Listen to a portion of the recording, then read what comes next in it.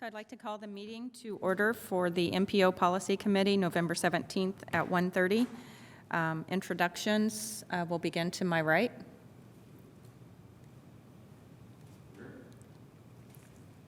Jason Maddock, Indiana University. Nate Nickel, proxy for Public Works Director Adam Wason, City of Bloomington. Commission. Hi, Doug Horn, representing the Bloomington Public Transit Corporation Board of Directors. Lisa Ridge, Monroe County Highway Director. Andrew Seaborg, serving as proxy for Mayor Hamilton. For the Bloomington Plan Commission. John Kennedy, serving as proxy for Sarah Ryderbrand. Next item is approval of meeting agenda. Are there any changes? Oh, I'm sorry. We do have online introductions. Thank you. We have two members. Thomas, Monroe County Commission. Chris Wallman, NDOT. Thank you. Next item is approval of meeting agenda. I move approval of the agenda. Second. I have a motion and a second. Do you have any public comment? Seeing none, a roll call vote, Rachel?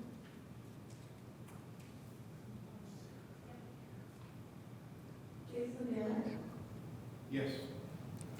Margaret Clements. Yes. Andrew Seaborg. Yes. Doug Horn. Yes. Jillian Kinsey. Yes. Chris Wallman. Yes. Lisa Ridge. Yes. John Kennedy. Yes. Julie Thomas. Yes. Nate Nickel. Yes. Motion passes. Item 3 is approval of minutes, June 30th, 2023, and September 8th, 2023. I'll motion approval of the June 30th minutes. I imagine we might want to do these separately. Okay. Okay. Yep. June 30th then. So we have a motion. Do I have a second? Second. Do we have any public comment? Seeing none, a roll call vote?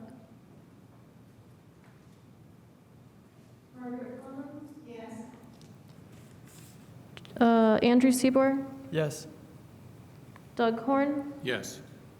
Jillian Kinsey. Yes. Chris Wallman. Yes. Lisa Ridge. Yes.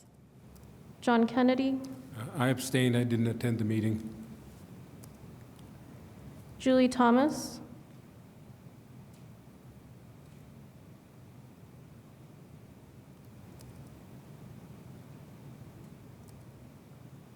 Julie Thomas. Yes. Nate Nickel.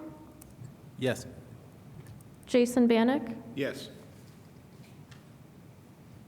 Motion passes.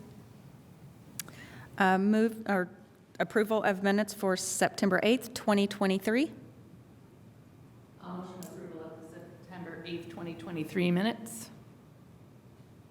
Second. I have a motion and a second.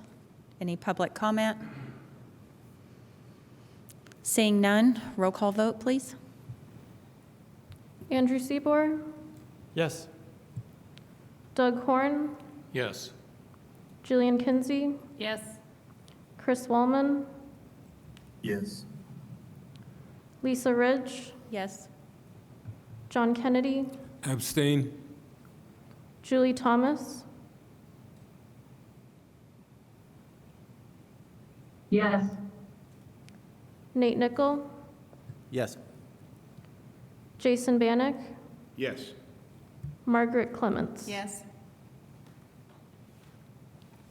Motion passes. Next item is communications from the chair or vice chair. The only thing I would say is I hope everyone has a great holiday coming up, and if everyone can get downtown to enjoy the canopy of lights on that Friday evening. I believe the festivities start at 6:45. And vice chair is not in attendance today.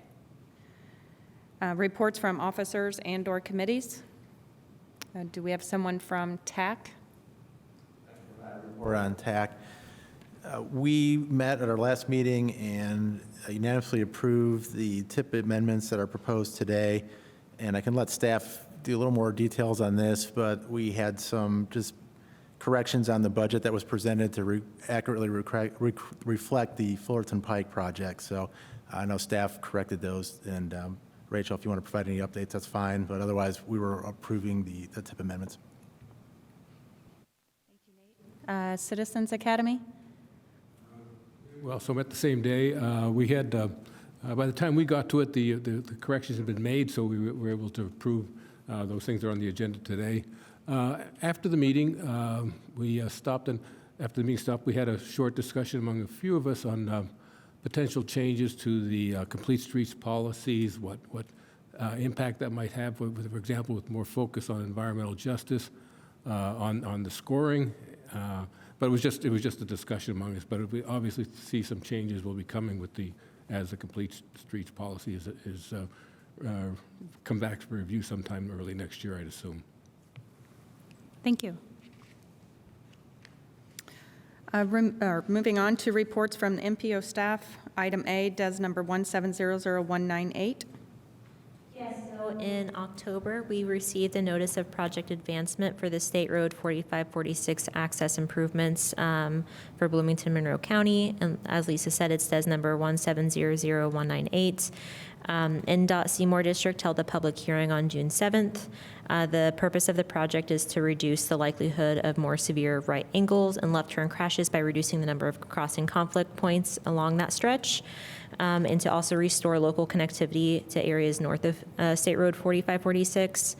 So the NDOT preferred alternative will modify the intersection of North Monroe Street, West Stone Lake Drive, and State Road 4546, utilizing a reduced conflict intersection concept. Additionally, a new ramp or off-ramp will be constructed for westbound traffic on State Road 4546 from Arlington to the northeast quadrant. Are there any questions about this project?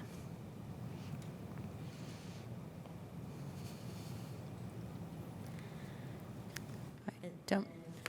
Moving on to item B, DES number 1800199 and DES number 1800086.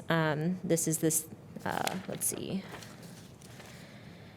NDOT held a public hearing on Thursday, October 19th at the North Central Church of Christ about this project. So all of this was just the notice of public hearing.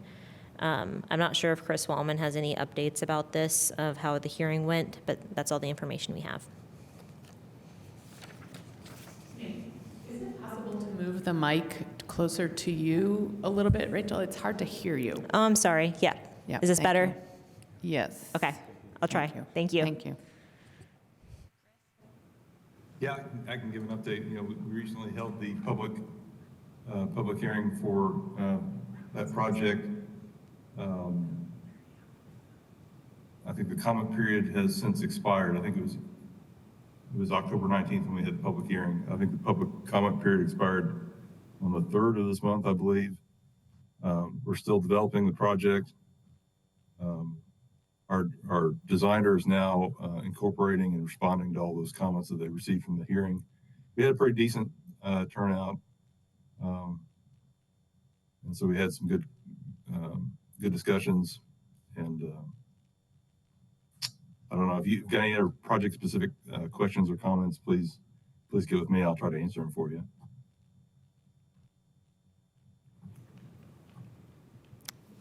Not seeing any specific questions, and not seeing any hands raised virtually. Moving on to old business, urban area boundary based on 2020 census data. Yeah, so we've been working with INDOT's GIS staff to finalize the urban area boundary based on the 2020 census data. We sent that in October. We met with Lisa Ridge and then also Monroe County's GIS coordinator, John Baton, to discuss areas to smooth and kind of discuss the census tracts to determine if the areas are urban or rural. What we submitted to INDOT is that the current MPO boundary will not be changing. And so the current status is that INDOT had submitted to a federal highway, and we are just waiting to get approval and signatures. Any questions or comments? Census data the city was using, the official census or the contested census? Whatever Department of Transportation provided us. I'm not sure. I can check on that. I would appreciate that. Thank you.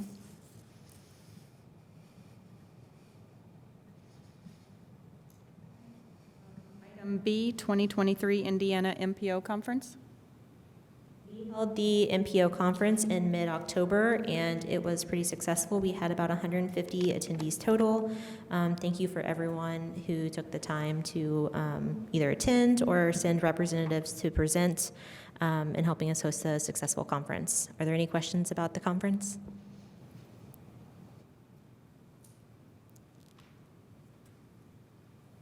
Seeing none, and thank you to, Thomas has her hand raised. Julie?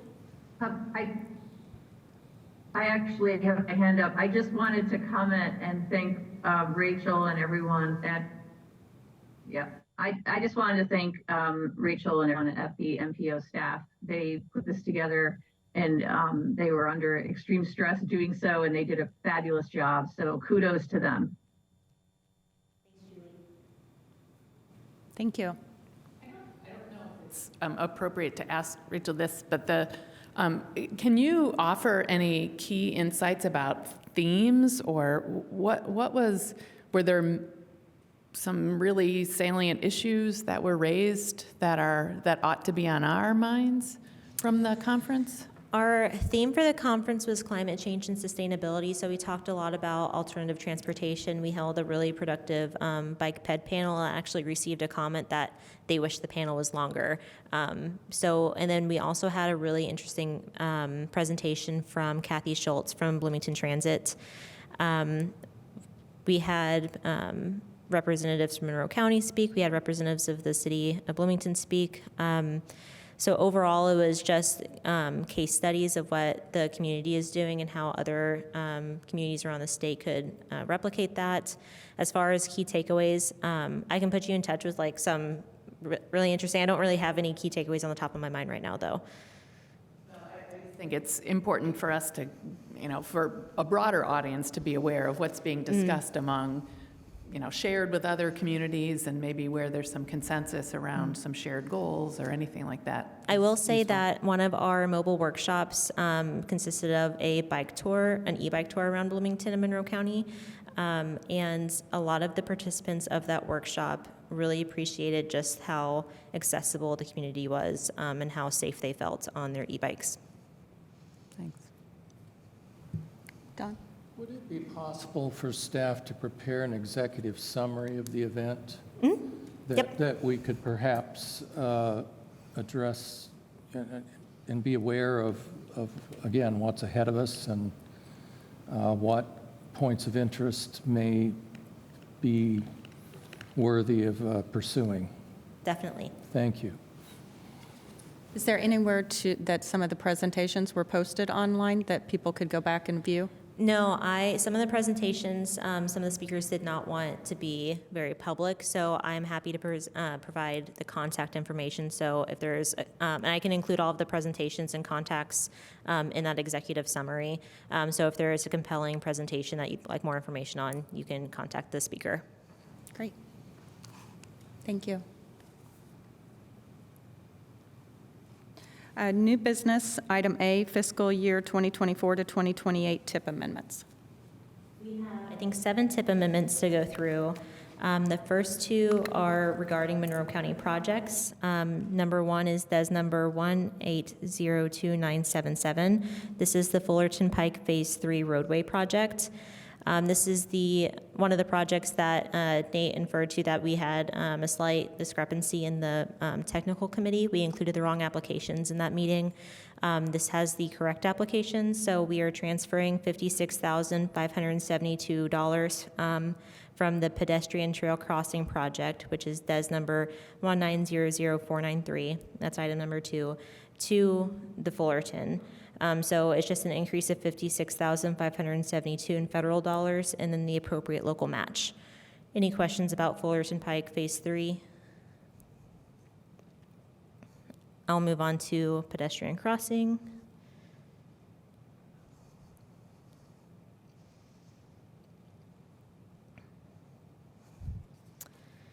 So DES number 1900493, pedestrian trail crossing improvements, has a reduction of $56,572 in STBG dollars, and then also a reallocation of the local match. This application also moved $154,328 of HSIP from the CE to CN. So again, it was a reduction of $56,572, and it was moved to Fullerton Pike Phase 3. Any questions about either of those? Okay. Moving on.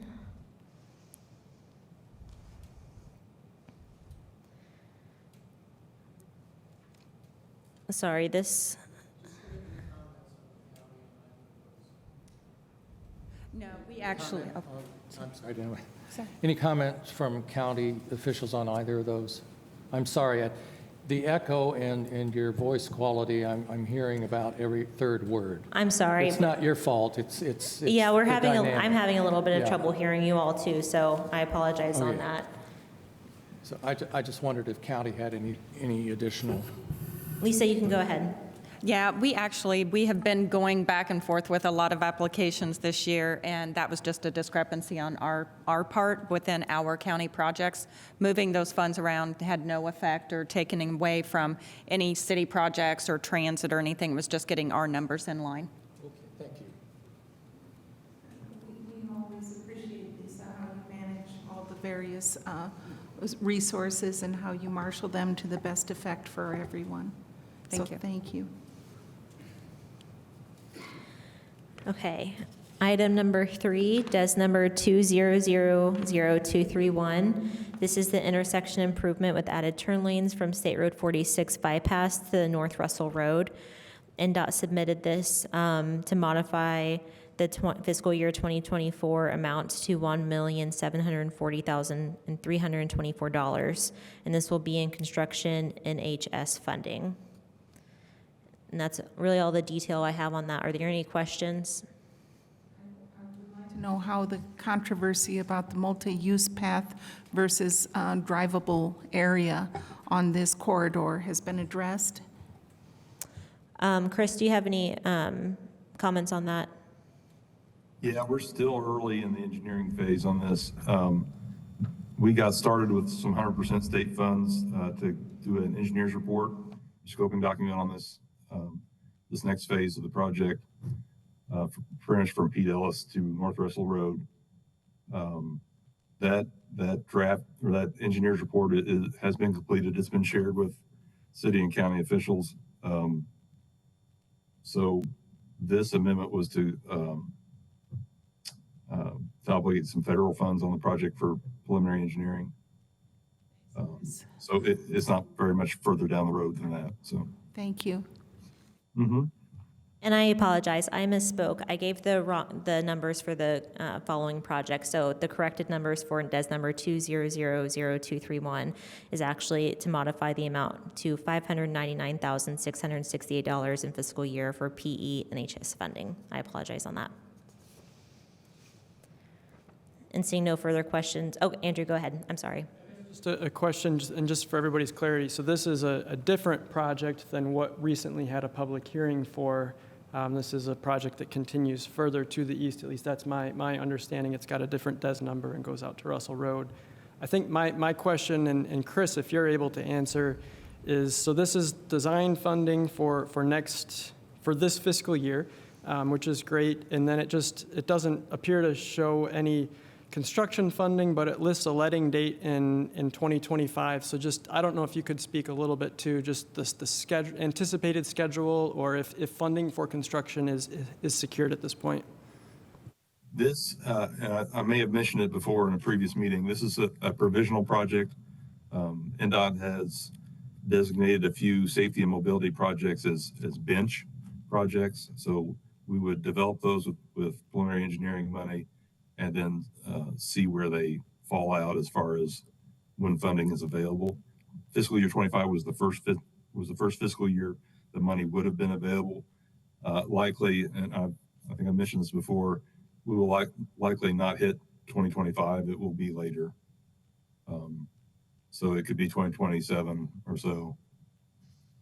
You know, we're still very early on the process, so there will likely be right-of-way acquisition and stuff like that. So that's going to take some time.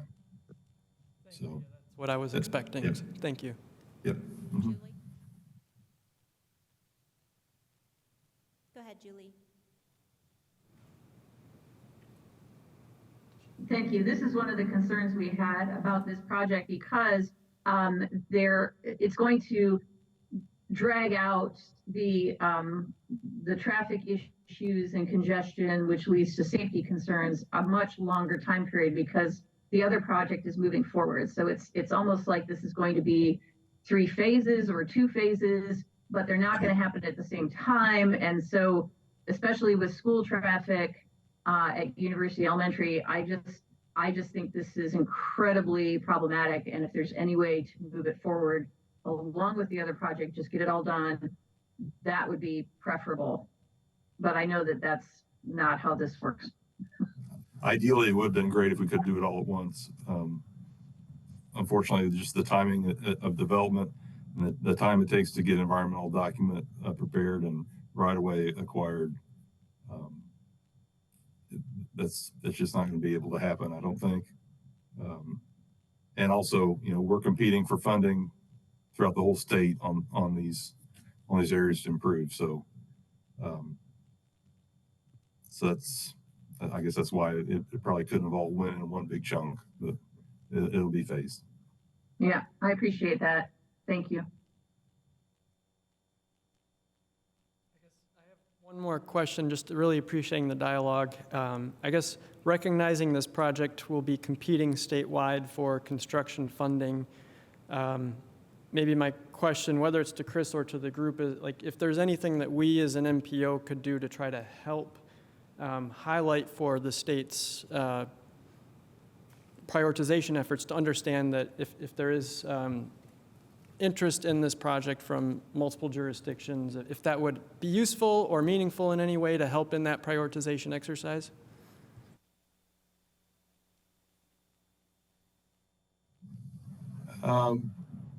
Yeah, I think that's something we can continue to discuss. I know, you know, funding is always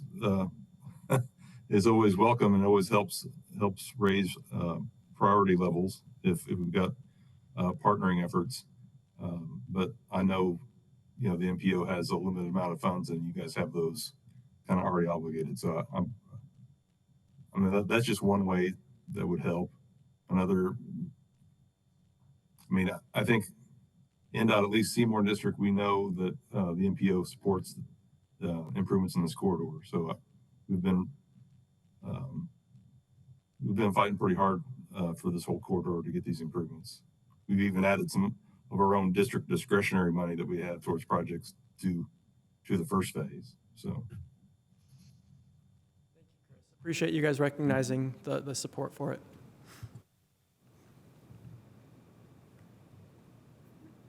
To move on, I will move on to item number 4, DES number 1800371. This is the intersection around Dillman Road. NDOT submitted this to modify the amount, and this was the correct number, $1,740,324 to fiscal year 2024 for CN NHS funding. Are there any questions about this project? Okay, moving on. Oh, go ahead, Chris, I'm sorry.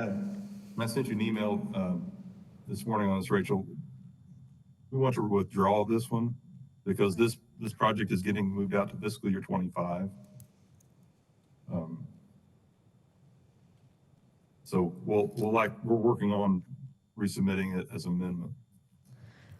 Okay, Chris, we heard from Taylor, and she gave us an updated number, just couldn't make this meeting. So just to confirm, do not send this into the STIP team? Okay. Yes. Thank you. Okay. Moving on to item number 5, DES number 1700198. This is the intersection from 0.2 miles east of I-69 Arlington to 0.93 miles east of I-69 Kinzer. This is to modify the amount to $9,671,039 in fiscal year 2024 in CN NHPP funding. We talked about this, the project moving forward during the staff update. Any questions about this project? Okay. Moving on to item 6. This is DES number 2100084.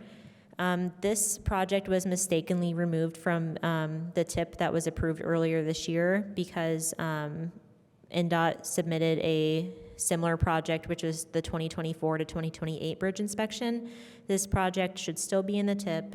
It's the 2022 to 2026 bridge inspection. So they're different projects. It was inadvertently removed. So we are just adding this project back in.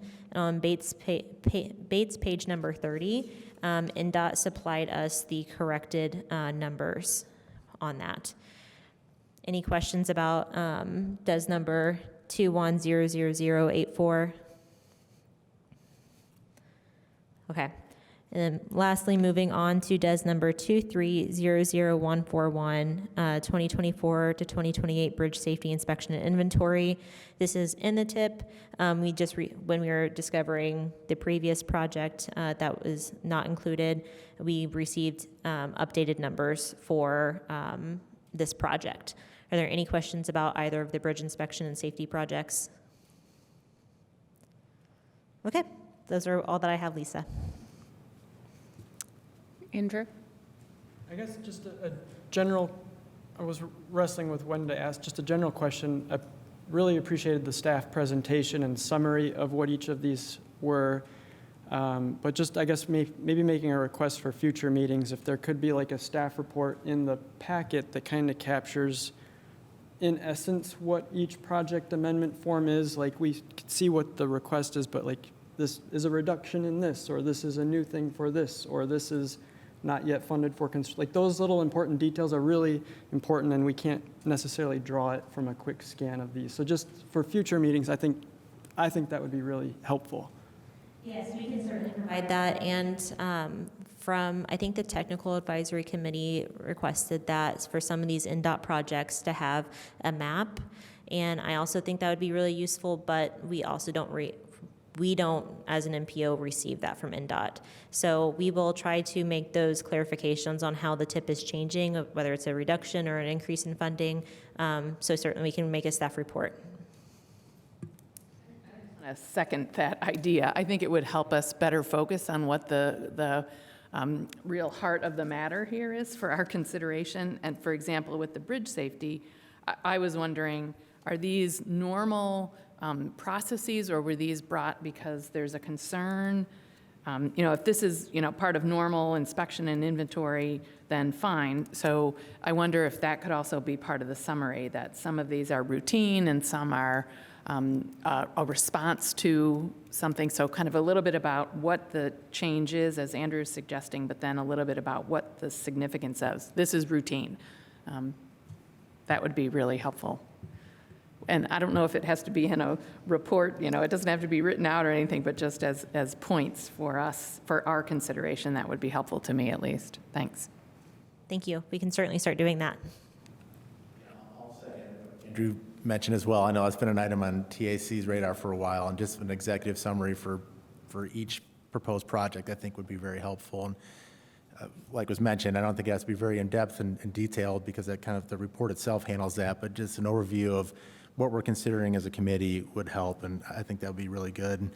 Just one other item too to point out for tip amendment number 3. I've seen this in all the NDOT documentation too, but just the correct Russell Road spelling too. There's actually 2 L's in there. Thanks.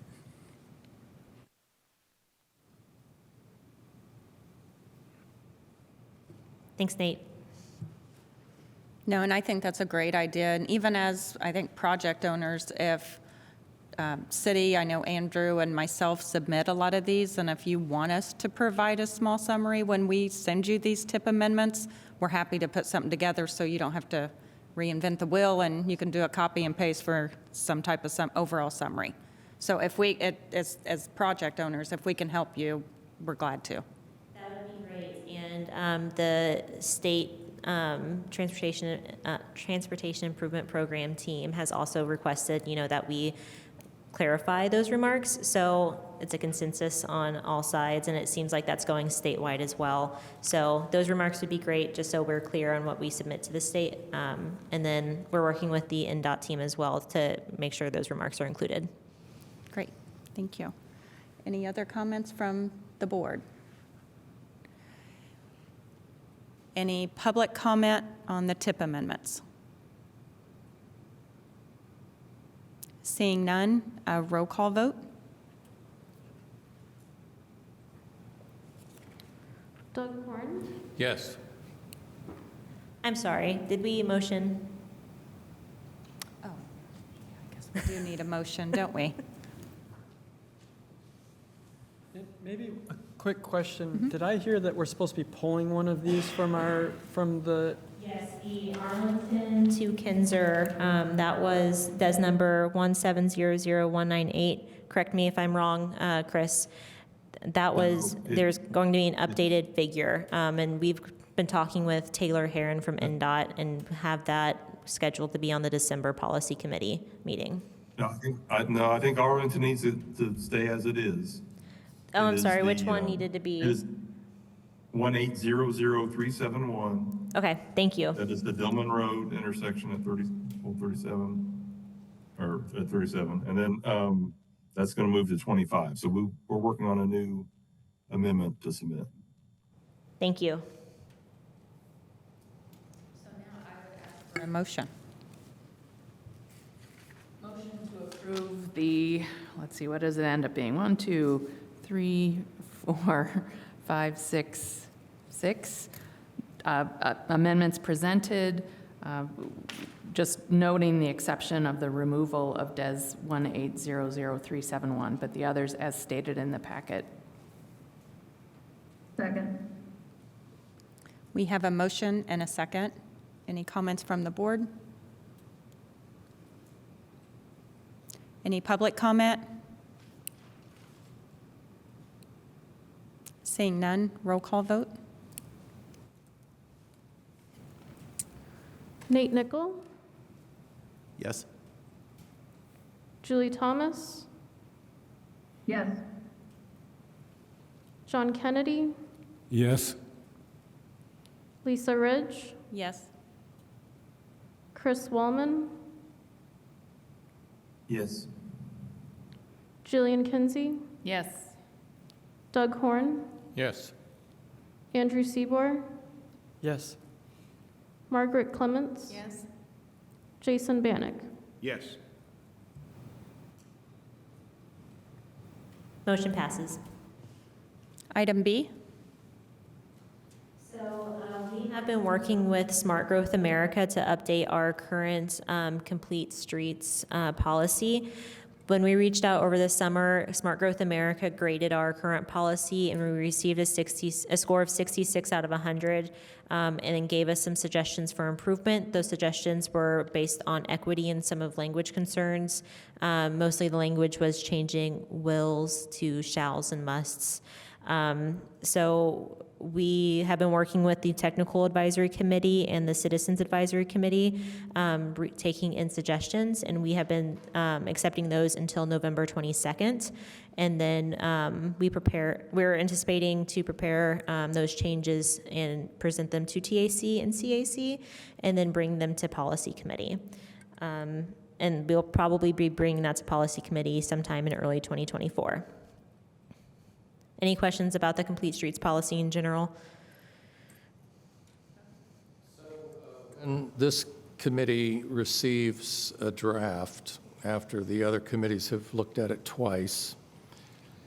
If we make changes to it, does the entire process begin again, going back to technical advisory and citizens advisory?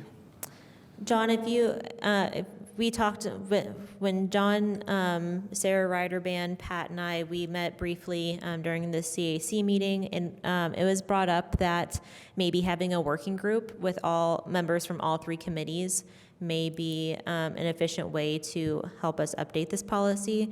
So if that is of interest, we can definitely have that working group created. Passed with, if not this, this particular document, other documents, we've extended the period of approval time on these things because we've changed a paragraph, a phrase, or whatever, and we have to go back through the months-long process again and again. And I just kind of feel this might happen, and didn't know if there was some mechanism that could meet the requirements, but yet not stretch this thing out so long. I agree with you, and my hope would be that the CAC and TAC representatives who come to the policy committee meetings would give their reasoning as to why those changes were made in those different committees. I do think a working group could help mitigate just the changes, or going through a months-long process. If there were 2, 3, 4 members from each of the committees work on this together. Would it be inappropriate to have some type of a ad hoc subcommittee, Madam Chair, to help facilitate this in the process rather than throwing it all out, unfortunately, or potentially as it hits this policy committee and having to go back around? Definitely. And will that be sent to all of us, the opportunity to serve on the ad hoc committee? Yes. Thank you.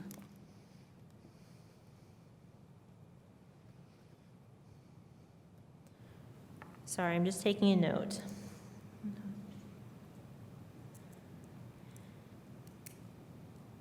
And then we will likely start that working group. We will be meeting in December, and then also in the January, February rotation. If it's okay with all of you, we'll just wait until after the holidays to start that, that subcommittee. I'm relatively new.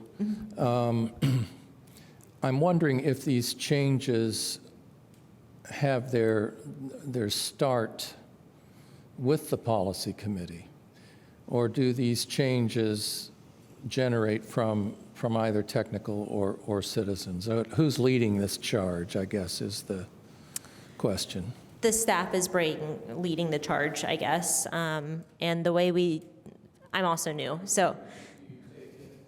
Take input first.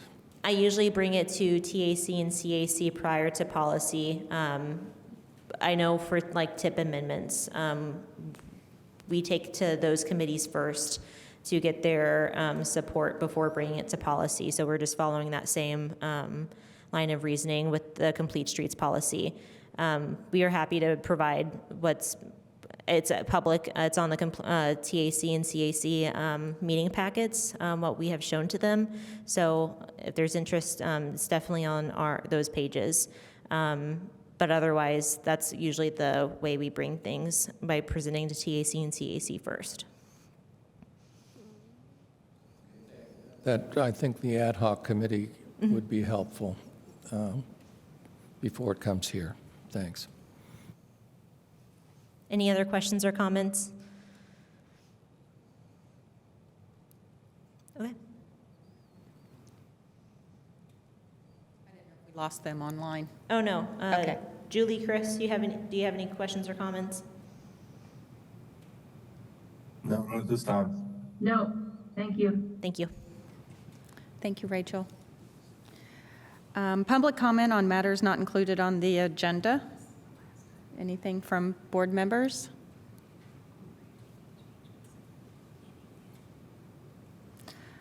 Communications from committee members on matters not included on the agenda. Communications. Topic suggestions for future agendas.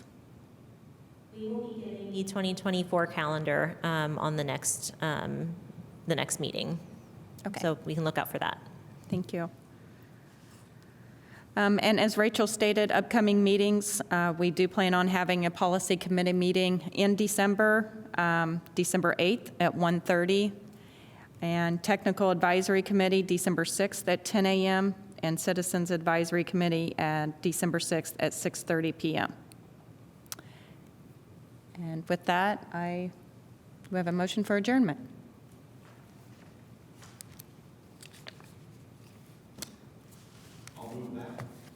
Second. I have a motion and a second. Thank you. Thank you.